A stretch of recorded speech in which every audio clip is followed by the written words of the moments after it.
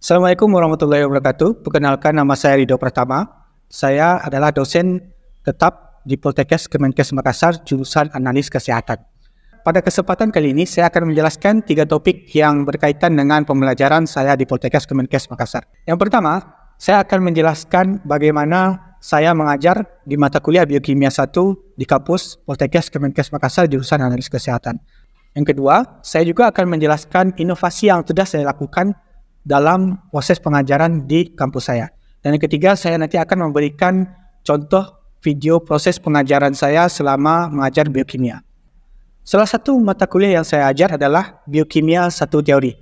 Mata kuliah ini merupakan mata kuliah wajib yang didapatkan oleh mahasiswa pada semester 1. Jadi, mata kuliah ini akan mempelajari bagaimana sejarah ilmu biokimia, perkembangannya dalam dunia medis, dan kita juga nanti akan mempelajari bagaimana makromolekul yang terdiri dari 4, yaitu karbohidrat, protein, lipid, dan asam nukleat berperan di dalam kehidupan kita, terutama kaitannya dengan analis kesehatan.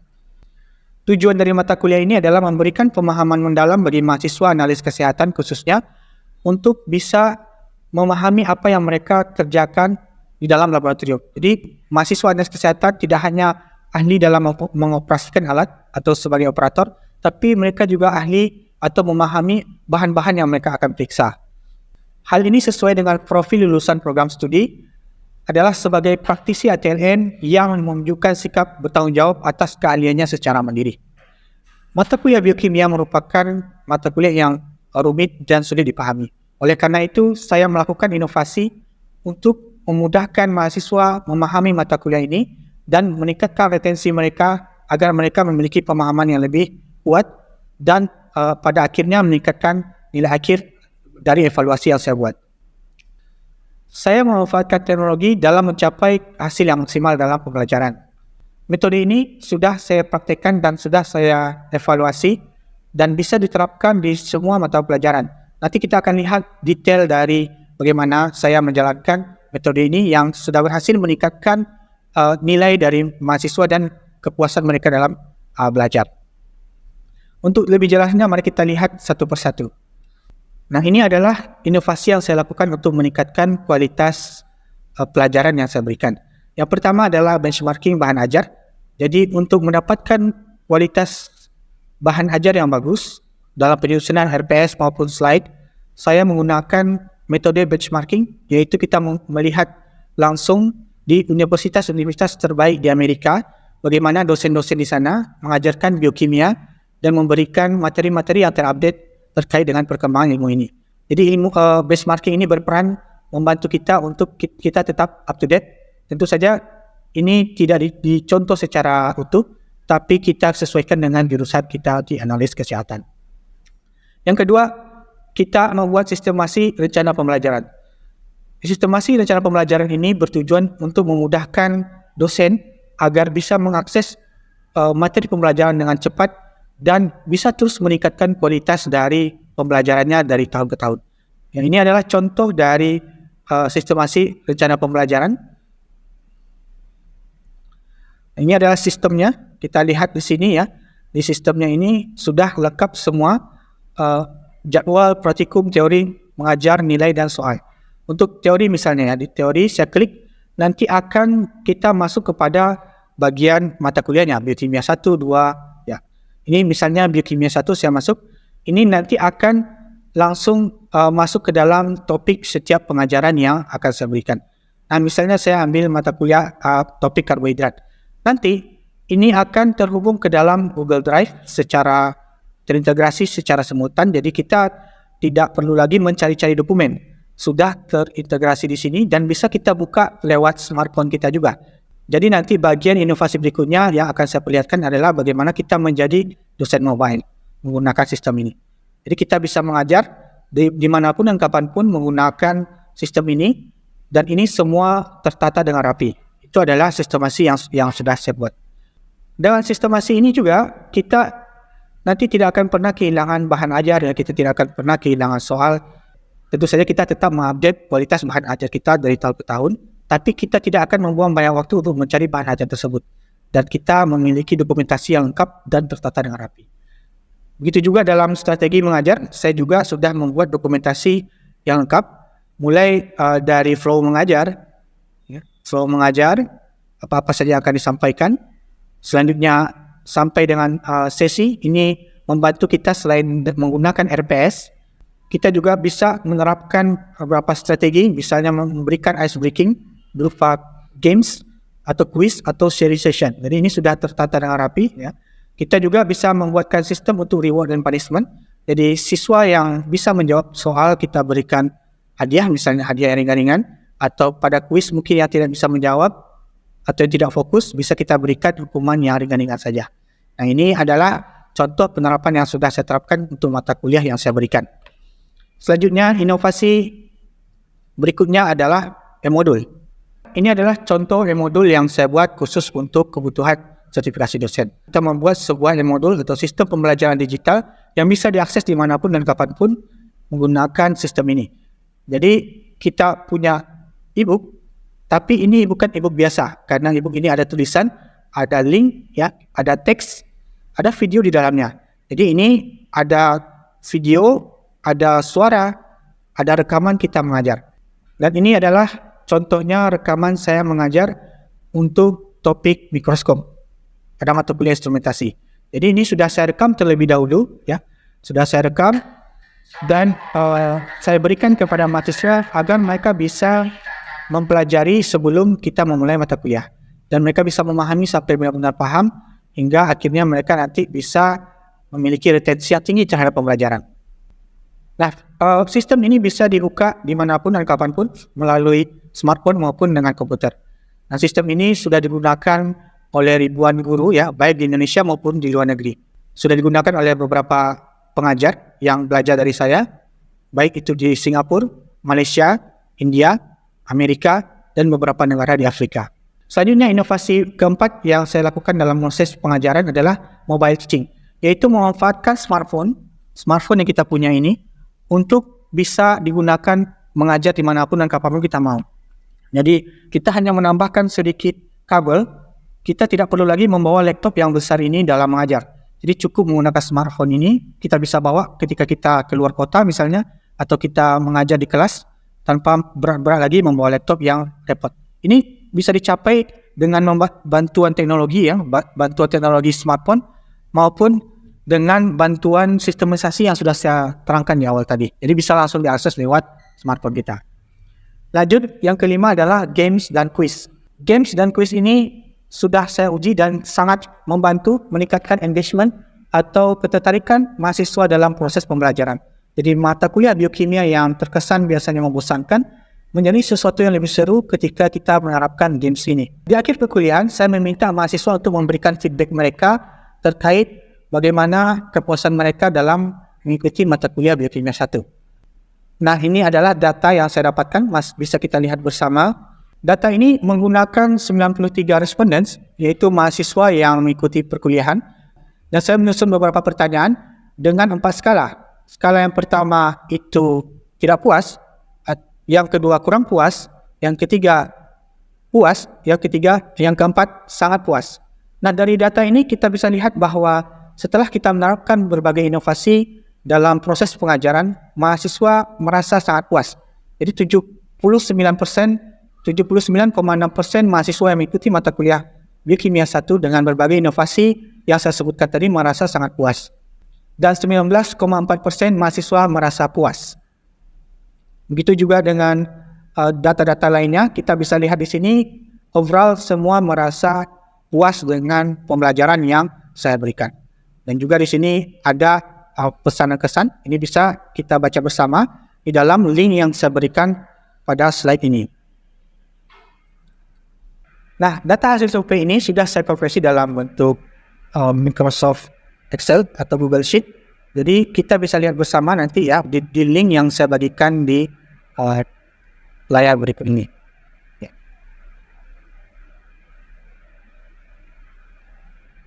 Lanjut, untuk metode delivery, saya menggunakan metode tatap muka, yaitu berupa ceramah dan diskusi, maupun games yang sudah saya sistemasikan, dan kuis berhadiah.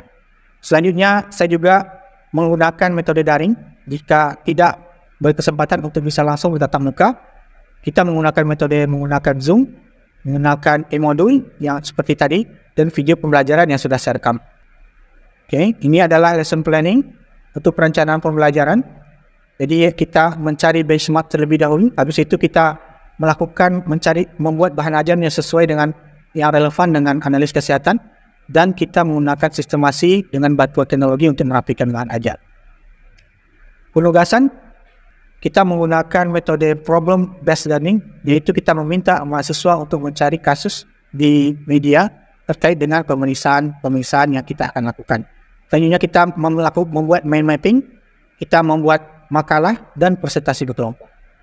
Untuk asesmen, saya juga menggunakan strategi untuk memberikan kuis secara mendadak sehingga mahasiswa merasa tertantang untuk belajar terlebih dahulu di rumah, karena nanti saya akan menyiapkan hadiah yang mereka sukai. Selanjutnya juga kita memberikan ujian berupa esai maupun objektif, dan di akhir pembelajaran kita meminta feedback mahasiswa untuk perbaikan berkelanjutan dari proses pengajaran kita. Sebelum kita melakukan proses saya melakukan pengajaran, saya ingin menjelaskan ulang bahwa ini adalah contoh untuk mata kuliah biokimia 1. Jadi sesuai dengan CPL yang sudah saya sebutkan di awal tadi, kita turunkan menjadi beberapa CPNK yang sudah saya tulis di RPS. CPNK ini diturunkan lagi menjadi sub CPNK yang nanti akan diberikan selama 14 kali pertemuan. Marilah kita simak bersama-sama bagaimana video proses pengajaran yang saya lakukan. Assalamualaikum warahmatullahi wabarakatuh. Waalaikumsalam warahmatullahi wabarakatuh. Selamat pagi semua. Pagi. Ya, bertemu lagi dengan Bapak Ridho Pratama. Ya, hari ini kita akan lanjut pada pertemuan keempat ya, mata kuliah biokimia 1. Jadi kita masih pada bagian karbohidrat ya. Nah, sebelum kita memulai perkuliahan kita pagi ini ya, marilah kita berdoa. Berdoa dipersilakan. Karena ini jamnya sudah agak siang ya, Bapak memaklumi kalian mungkin agak mulai mengantuk ya. Jadi kita ice breaking dulu ya, sebentar ya. Ya, oke. Jadi nanti kalau Bapak sebutkan selamat pagi, bilang tepuk 1 kali ya. Kalau Bapak sebutkan selamat siang, tepuk 2 kali. Ya. Kalau Bapak sebutkan selamat malam, tepuk 3 kali. Oke. Jadi kita mulai. Selamat pagi. Selamat siang. Selamat malam. Pagi malam. Ya, oke, tepuk tangan semua ya. Tapi sudah fokus ini ya, tidak ada yang kena hukuman. Oke. Nah, ini sudah 15 menit ini kita laksanakan. Jadi sesuai dengan batas waktu yang Bapak berikan, toleransi keterlambatan, kita isi absen, cek absen terlebih dahulu ya. Absen terlebih dahulu. Alia Andina. Abimanyu. Oke. Nah, sebelum kita masuk ke materi inti, Bapak ingin mereview apa-apa yang sudah kita pelajari di minggu lalu. Minggu lalu kita sudah belajar tentang pengertian karbohidrat ya, fungsi karbohidrat dan penggolongan karbohidrat. Oke. Jadi Bapak review terlebih dahulu. Siapa di sini yang masih ingat ya pengertian atau definisi dari karbohidrat? Angkat tangan. Saya. Oke, ya. Nadira, silakan. Apa itu? Karbohidrat itu merupakan salah satu makronutrien utama yang dibutuhkan untuk tubuh kita. Seperti yang kita tahu, kalau makronutrien utama itu ada 3. Yang pertama ini adalah karbohidrat, kemudian ada lemak atau lipid, terus yang terakhir ada protein. Nah, karbohidrat ini tuh terdiri dari 3 molekul utama. Yang pertama ada karbon, hidrogen, kemudian yang terakhir oksigen. Oke, ya, bagus, tepuk tangan semua ya. Oke. Ada yang masih ingat di sini ya jenis-jenis penggolongan karbohidrat dari yang sederhana sampai yang paling kompleks? Angkat tangan, siapa yang bisa? Saya, Pak. Ya, siapa namanya? Andi Melenu, Pak. Andi Melenu, apa saja? Andi Melenu? Monosakarida, Ya. disakarida, oligosakarida, sama polisakarida. Ya, betul ya, tepuk tangan. Oke. Ya, jadi Bapak sudah review tadi ya bahwa teman-teman semua di sini sudah mengingat apa yang sudah dipelajari kemarin ya, kita sudah review singkat. Selanjutnya kita akan masuk pada pertemuan keempat ini. Fokus kita adalah membahas tentang struktur karbohidrat. Oke. Nah, sebelum kita masuk, Bapak ingin memberikan sedikit ya pengulangan agar kita, ya ini pelajaran dasar ya di SMA sudah dapat, tapi agar kita lebih paham, Bapak mau memberikan pemantapan sedikit ya. Ini adalah rumus struktur ya. Kita wajib ingat dan paham rumus struktur tersebut ya agar bisa memahami struktur karbohidrat nantinya. Ini yang pertama adalah alkohol ya. Alkohol. Jadi ini karbon, ada 4 rantai tangan sampingnya dan ini OH. Yang kedua adalah keton. Nah, keton ini karbon tetap tangannya 4 ya. Dan ada O yang terikat di sini. Nah, kita bisa mengingatnya dengan kata K ya. K atau kunci ya. Jadi ini seperti kunci ya. Seperti kunci. Ini keton ya. Alkohol ada OH, keton ada O ya, rantai rangkap 2. Sekarang ada asam karboksilat ya, asam karboksilat. Okey. Asam karboksilat di sini gabungan antara alkohol dengan keton. Jadi ada orang membawa alkohol ya dan di dalam mobil ya, dia menggunakan kunci, terbentuklah asam karboksilat. Jadi alkohol ini yang diambil alkohol ya, dan ada bagian keton yang diambil ya, menjadi asam karboksilat ya. Selanjutnya asam karboksilat yang kehilangan oksigen itu akan membentuk aldehid ya. Jadi kita lihat bedanya di sini tidak ada ya, tidak ada ini hanya. Okey. Ya, ini adalah dasar ya untuk mempelajari struktur dari karbohidrat. Nah, sekarang Bapak hapus ya. Okey, ini Bapak hapus ya. Nah, Bapak panggil namanya, nanti silahkan maju ya. Yang tidak bisa menyanyi ya. Yang tidak bisa menyanyi. Okey. Puspitasari. Ya, maju. Silahkan ditulis ya. Struktur asam karboksilat.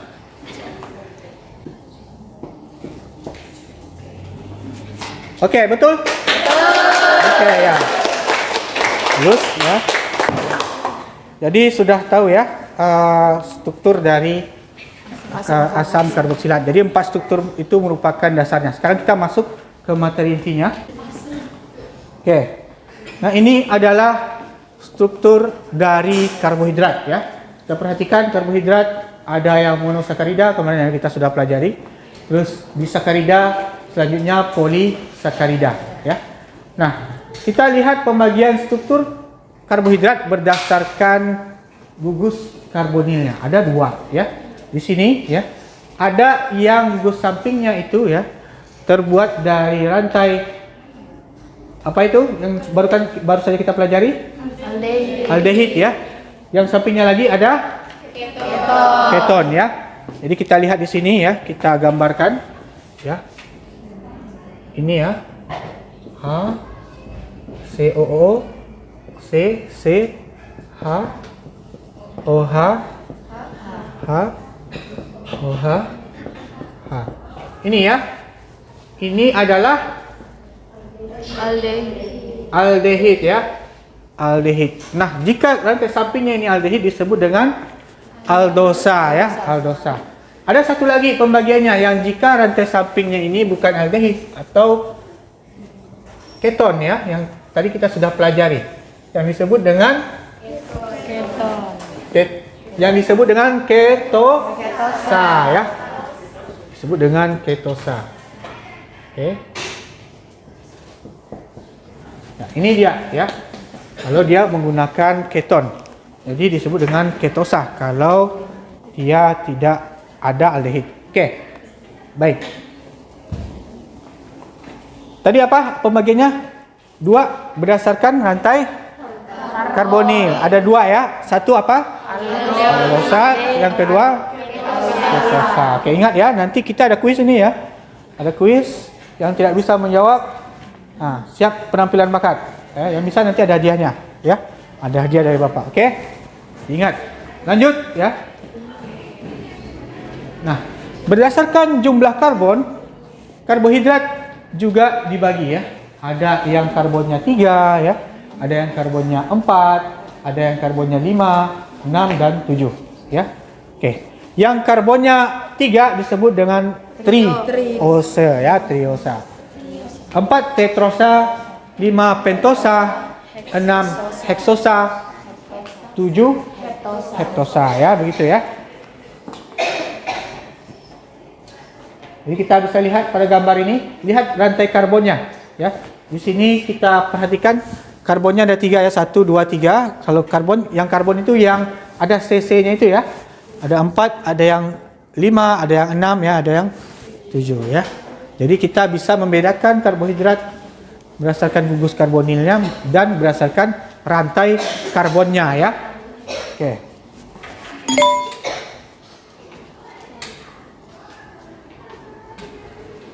Kita masuk yang pertama itu monosakarida. Nah, monosakarida ini yang paling sederhana. Jadi struktur dasar dari karbohidrat itu yang paling sederhana adalah monosakarida.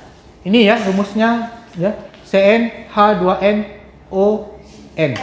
Nah, ini merupakan struktur dasar dari karbohidrat ya. Struktur dasar dari karbohidrat ya. Jadi misalnya ini ada C4 hanya pasti 8, O-nya 4 ya. Itu termasuk apa? Kalau C-nya 4 apa tadi? Kalau 3 apa? Tetrosa. Kalau 3 triosa, kalau 4 Tetrosa. tetrosa. Jadi kalau C4H8O6 itu tetrosa ya. Monosakarida juga macam-macam ya. Ini contohnya ada aldosa ya yang mengandung gugus aldehid. Oke.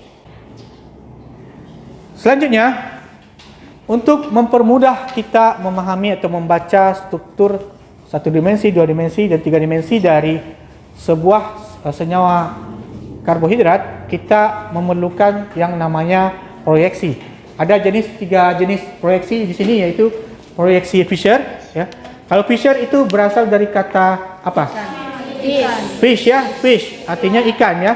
Jadi bentuknya nanti seperti tulang ikan. Tulang ikan tahu kan? Sudah pernah makan ikan semua? Sudah ya. Nah, kalau Howard itu nanti dia akan seperti cincin ya. Seperti cincin. Sedangkan yang konformasi kursi itu seperti kursi atau perahu terbalik. Kita lihat ya satu persatu. Nah, ini adalah proyeksi Fischer. Kita lihat seperti tulang ikan ya. Kita lihat seperti tulang ikan di sini. Ini adalah proyeksi Fischer. Oke. Selanjutnya ini yang di bawah ya adalah proyeksi Howard ya. Yang satu lagi ini konformasi kursi ya. Bentuknya seperti kursi atau perahu. Nah, ini bertujuan untuk membantu kita mempermudah kita memahami struktur ya kimia dari karbohidrat tersebut maupun struktur 2 dimensi maupun 3 dimensinya nanti dalam proses analisa ya. Jadi ini adalah tingkat kemanisan dari monosakarida. Jadi kita lihat di sini ya, ada fruktosa, glukosa, laktosa. Jadi yang paling manis di sini mana? Fruktosa ya, 174. Jadi gula buah itu manis ya. Gula buah itu manis. Setelah itu gula ya. Yang kurang manis itu laktosa, itu gula yang ada pada susu ya. Jadi kurang manis. Makanya kadang susu itu ditambahkan gula tambahan ya. Tambahkan sukrosa agar dia manis. Oke. Selanjutnya kita akan belajar selanjutnya adalah di sakarida. Disakarida ini merupakan gabungan 2 monosakarida ya, gabungan 2 monosakarida membentuk sebuah rantai ya, rantai pendek ya antara monosakarida dengan monosakarida ya. Nah, contohnya di sini ada maltosa, ada laktosa, ada sukrosa ya. Ikatan yang menghubungkan 2 monosakarida ini disebut dengan ikatan glikosida ya, ikatan glikosida. Nah, ini dia contoh ikatan glikosida ya. Contoh ikatan glikosida itu ada 2 jenis ya, yaitu ikatan 1,6 alfa sama ikatan 1,4. Kalau 1,6 berarti antara karbon yang pertama dari antara karbon yang pertama, ini contohnya adalah glukosa ya. Ini contohnya adalah glukosa. Antara karbon yang pertama berikatan dengan karbon yang ke-6. Itu membentuk ikatan 1,6 alfa ya glikosida. Sementara antara karbon yang ke-1 dan ke-4 membentuk ikatan 1,4 alfa glikosida ya. Itu ya. Nah, ini contoh disakarida. Contoh disakarida, misalnya selulosa ya. Selulosa itu merupakan dibuat dari beta deglukosa tambah beta deglukosa maltosa ya, glukosa tambah glukosa. Nah, ini kalau dipecah, ya misalnya gulai yang kita ambil dari tebu itu sukrosa, kalau kita pecah, itu dia akan menjadi glukosa dan fruktosa. Makanya gula tebu itu manis ya, karena ada fruktosa di dalamnya. Fruktosa itu tinggi kan kemanisannya. Nah, fruktosa dicampur dengan glukosa menjadilah sukrosa, gula tebu. Ya. Nah, laktosa yang ada pada susu itu deglukosa sama galaktosa, jadi kurang manis. Oke. Selanjutnya, ya, yang ketiga, ini yang terakhir yaitu polisakarida. Nah, polisakarida itu dia tersusun atas banyak ya monosakarida membentuk disakarida dan tersusun dalam rantai yang panjang. Nah, itu membentuk polisakarida. Nah, namanya kalau poli itu banyak kan? Banyak, ya. Oke. Nah, kalau polisakarida ini dihidrolisis atau dipecah, dia akan membentuk disakarida. Kalau dipecah lagi, dia akan membentuk monosakarida. Ya. Contoh polisakarida ini adalah pati, ya, amilum glikogen, ya, yang kita makan, nasi yang kita makan, ya, atau ubi yang kita makan, itu adalah polisakarida. Ini contohnya pati, ya, pati banyak kita dapatkan pada tumbuhan, ya. Terus merupakan komponen utama biji-bijian, ya, yang dihubungkan dengan rantai cabang alfa 16 glikosidik, ya. Jenis-jenis pati. Nah, jenis-jenis pati ini dibagi menjadi dua, ada amilosa, ada amilopeptin, ya. Nah, ini yang membedakan adalah jenis rantainya, ikatannya, ya, glikosidiknya di mana 14 atau 16. Oke. Ya. Oke, untuk materi pada pertemuan kali ini cukup sampai di situ, ya. Sebelum Bapak menyudahi, ya, Bapak mau memberikan kuis terlebih dahulu, ya. Jadi teman-teman tadi menyimak, ya. Yang bisa angkat tangan, ya, langsung dijawab, ya. Nanti ada hadiahnya. Sebutkan dan jelaskan 3 jenis proyeksi karbohidrat. Saya Pak. Ya, silakan. Jadi ada 3 itu, proyeksi Fisher, proyeksi Howard, dengan proyeksi yang kursi Pak. Oke. Kalau proyeksi Fisher itu untuk seperti apa bentuknya? Dia seperti tulang ikan, terus kalau proyeksi Howard dia membentuk seperti cincin, dan kalau proyeksi kursi dia seperti kursi atau perahu yang terbalik. Oke, ya betul jawabannya. Tepuk tangan semua, ya. Oke, jawabannya betul. Ya, silakan Ismi maju, ya. Ya, selamat ya. Makasih Pak. Oke. Ya, silakan kembali ke tempat duduknya. Oke. Baik, cukup untuk hari ini cukup sampai sekian, ya. Untuk penugasan, silakan teman-teman cari, ya, kasus, karena minggu depan kita akan membahas, ya, penerapan analisis karbohidrat dalam ilmu analis kesehatan. Jadi nanti dicari kasus apa saja yang berhubungan, ya, antara karbohidrat dengan analis kesehatan. Bagaimana penerapannya, ya? Cari berita atau makalah yang terkait dengan itu, ya. Nanti kita akan bahas minggu depan pada pertemuan berikutnya. Ya, terima kasih atas perhatiannya. Bapak tutup. Assalamualaikum warahmatullahi wabarakatuh. Terima kasih sudah menyimak dan meluangkan waktu untuk mendengarkan video pembelajaran ini. Semoga apa yang bisa saya sharing ini memberikan manfaat bagi kita semua.